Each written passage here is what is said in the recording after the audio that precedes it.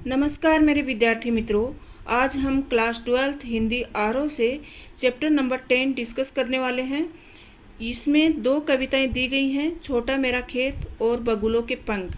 इन कविताओं के रचयिता हैं उमा शंकर जोशी। जहां छोटा मेरा खेत में कवि ने एक पन्ने को, सफ़ेद पन्ने को खेत के समान बताया है।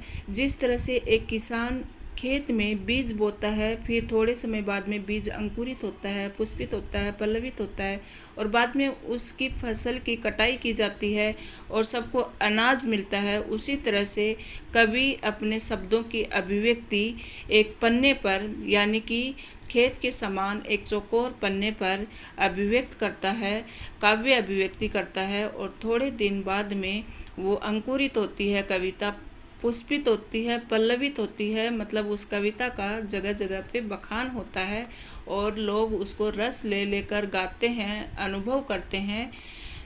लेकिन लेखक ने ये बताया है कि किसान जो बीज बोता है खेत में और उसकी कटाई करने के बाद में जो अनाज मिलता है वो तो थोड़े दिन में ख़त्म हो जाता है, समाप्त हो जाता है। लेकिन कवि के द्वारा जो खेती की जाती है शब्दों की, उसका रस तो अनंत काल तक लोग भोगते हैं।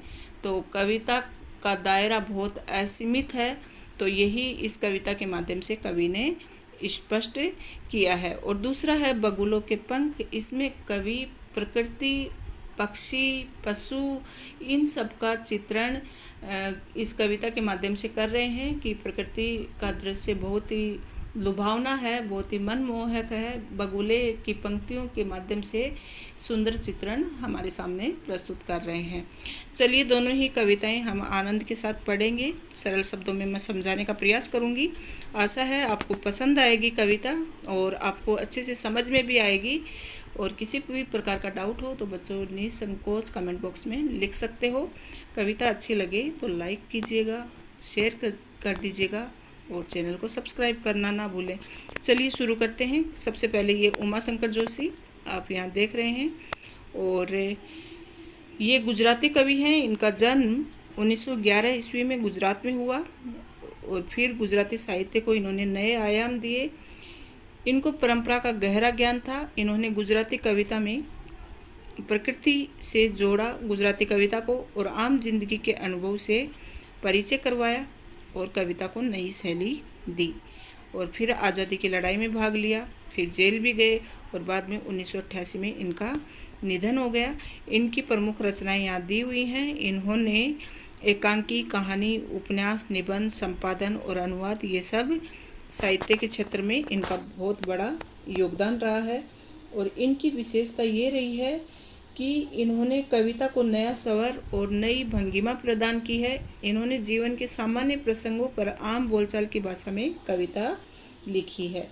इनकी भाषा बहुत सरल है और इन्होंने मानवतावाद, सौंदर्य व प्रकृति के चित्रण पर अपनी कलम चलाई है। कविता का सार मैंने पहले ही बता दिया है, फिर भी देख लेते हैं फिर से कि छोटा मेरा खेत जो पहली कविता है, इस कविता में कवि ने खेती के रूप में कवि क्रम के हर चरण को बांधने की कोशिश की है। कवि को कागज का पन्ना एक चौकोर खेत की तरह लगता है। इस खेत में किसी अंधड़ अर्थात भावनात्मक आंधी के प्रभाव से किसी क्षण एक बीज बोया जाता है। ये बीज रचना, विचार और अभिव्यक्ति का हो सकता है। ये कल्पना का सहारा लेकर विकसित होता है और इस प्रक्रिया में स्वयं गल जाता है। उससे शब्दों के अंकुर निकलते हैं। और आगे कवि बताता है कि साहित्य कृति में जो अलौकिक रस धारा फूटती है वह क्षण में होने वाली रोपाई का ही परिणाम है। कि अचानक से कवि के मन में कविता रचने का विचार आता है, वो अचानक से आता है। लेकिन जब ये कविता बन जाती है और तो बताते हैं कवि कि खेत में पैदा होने वाला अन्न तो कुछ समय बाद समाप्त हो जाता है, किंतु साहित्य का रस कभी समाप्त नहीं होता। फिर दूसरी कविता का सार इस तरह है। ये कविता सुंदर दृश्य बिंब युक्त कविता है जो कि प्रकृति के सुंदर दृश्य को हमारी आंखों के सामने सजीव रूप में प्रस्तुत करती है। बच्चों, मैं आपको अभी ये छोटा मेरा खेत कविता इस वीडियो के माध्यम से एक ही कविता समझाऊंगी, फिर दूसरी वीडियो में दूसरी कविता आप पढ़ेंगे तो क्या है ना, कंफ्यूज नहीं होंगे। ठीक है, चलिए। छोटा मोरा खेत चौकोना, कागज का एक पन्ना, कोई अंधड़ कहीं से आया, क्षण का बीज वहाँ बो गया। कल्पना के रसायनों को पी, बीज गल गया निशेष। शब्द के अंकुर फूटे, पल्लव पुष्पों से नमित हुआ विशेष। अब इसका आपने सार समझ लिया है और कविता में क्या बताने का प्रयास किया गया है वो भी मैंने समझा दिया है, तो कविता आपके लिए और आसान हो गई। ये शब्द आप आराम से समझ सकेंगे, क्योंकि वैसे भी उमा शंकर जोशी जो कवि हैं इस कविता की, उन्होंने सरल भाषा में ही कविता रची है, हर किसी को आसानी से समझ में आ सकती है। तो देखिए कवि क्या कहते हैं। छोटा मोरा खेत, चौकोना, कागज का एक पन्ना।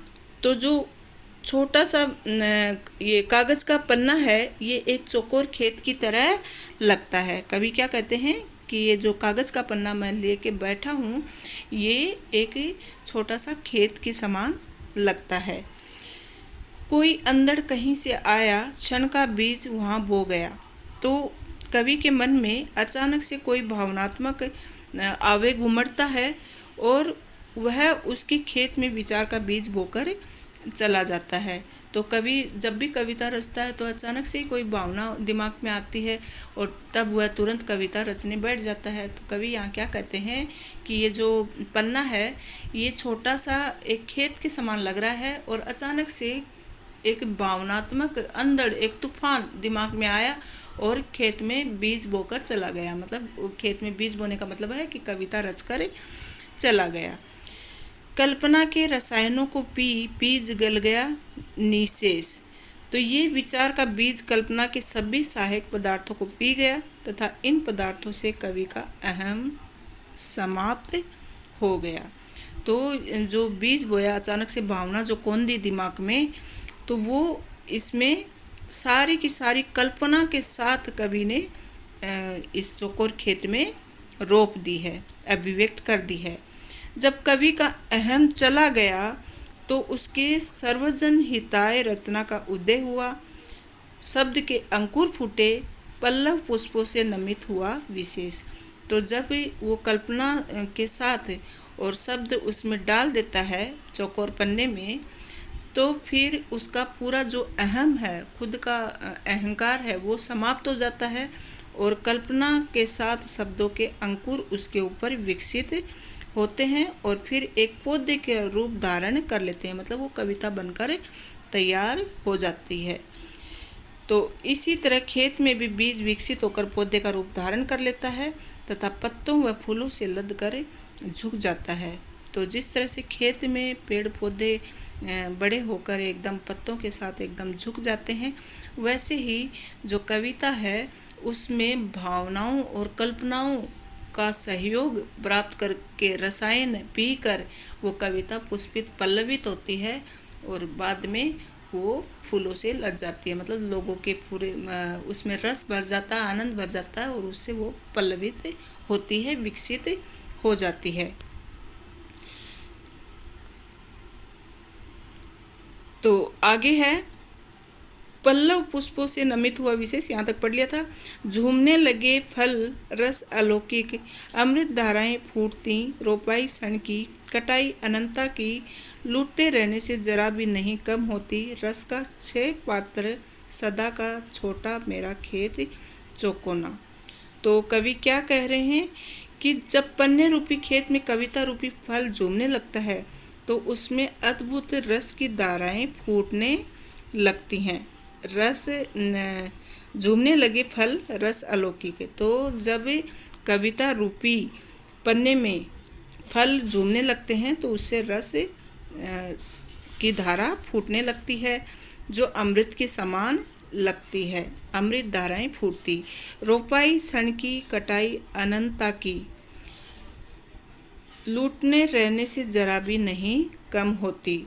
तो ये रचना तो पल भर में रची थी परंतु उससे फल अनंत काल तक मिलता रहता है, क्योंकि कवि को अचानक से कोई भावना दिमाग में आती है तो तुरंत कविता तो रच देता है, लेकिन कविता तुरंत लिखी गई लेकिन उसका फल अनंत काल तक सबको मिलता रहेगा। आज हम भी इस कविता का रस पान कर रहे हैं ना बच्चों, हम भी ये कविता तो पता नहीं कब लिखी गई थी लेकिन आज भी हम इस कविता को आनंद के साथ पढ़ रहे हैं।